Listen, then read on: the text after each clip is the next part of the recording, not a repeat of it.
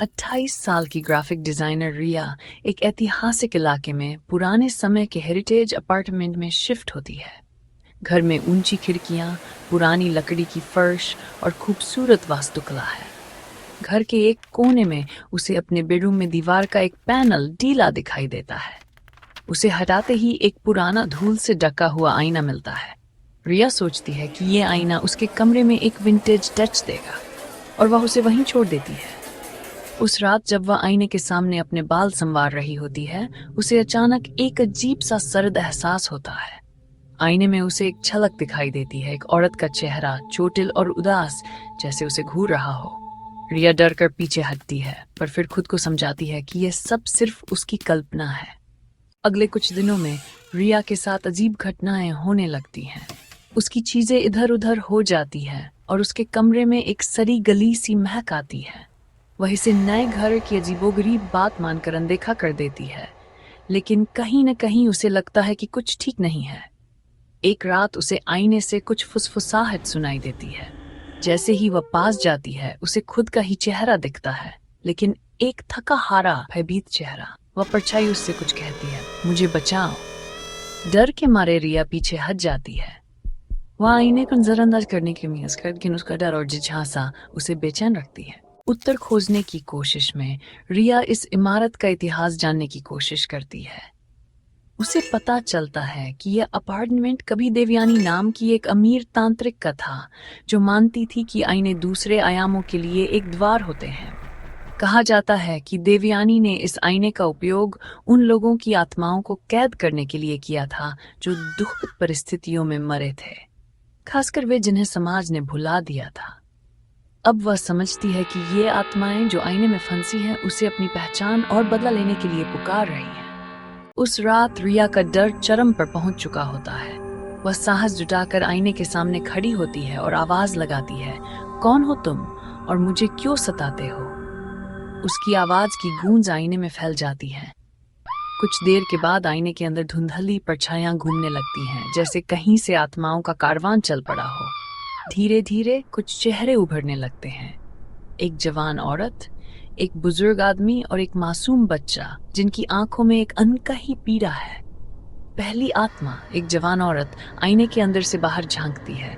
उसकी आंखें खून के आंसू से भरी है और उसकी ठंडी हड्डी तक को सर्द कर देने वाली आवाज रिया के कानों में गूंजती है।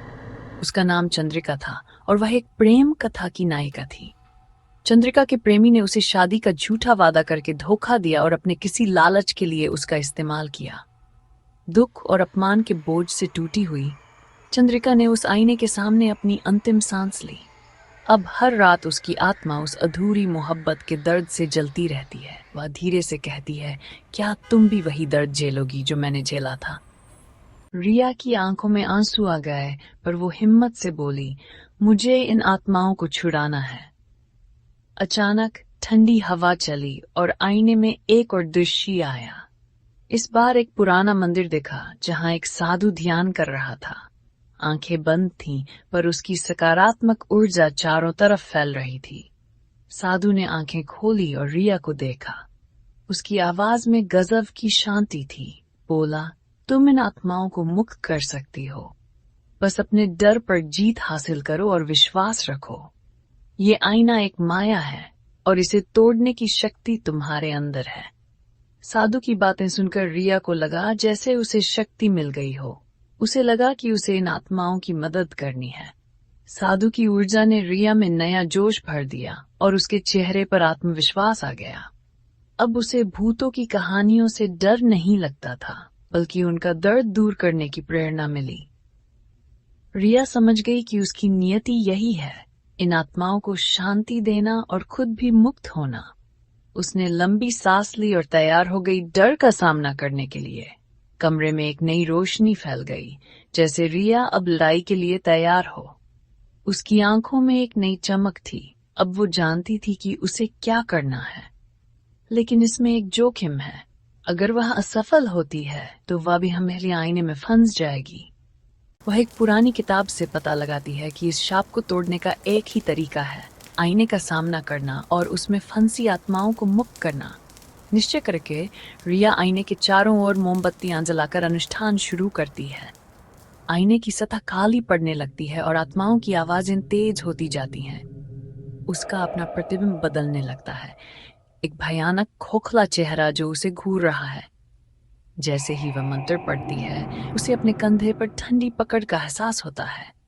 वह मुड़ कर देखती है तो खुद का प्रतिबिंब आईने के बाहर खड़ा दिखाई देता है, खाली डरावनी आंखों से उसे घूरते हुए। वह प्रतिबिंब रिया को आईने के अंदर खींचने की कोशिश करता है, जहां वह हमेशा के लिए कैद हो जाएगी। आखिरी संघर्ष के बाद कमरे में गहरा सन्नाटा छा जाता है। हर तरफ टूटे हुए कांच के टुकड़े बिखरे हुए हैं और मोमबत्तियां बुझ चुकी हैं। रिया धड़कते दिल के साथ अपनी सांसों को काबू में लाने की कोशिश करती है। उसे एहसास होता है कि उसने आईने को तोड़कर आत्माओं को मुक्त कर दिया है।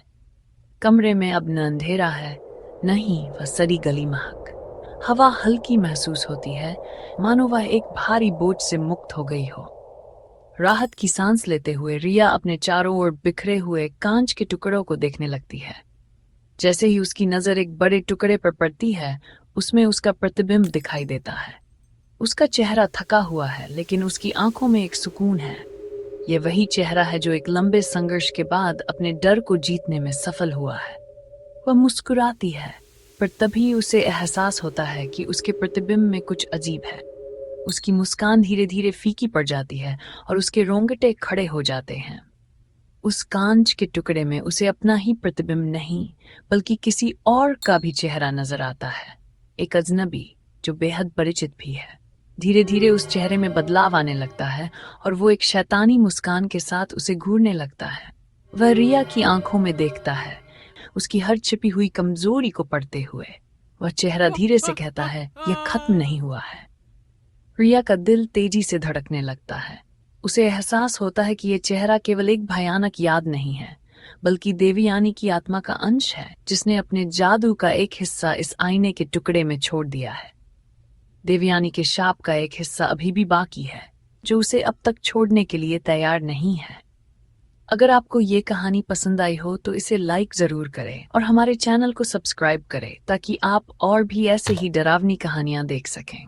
बेल आइकन को दबाना ना भूलें, जिससे नई वीडियो की नोटिफिकेशन सबसे पहले आपको मिले।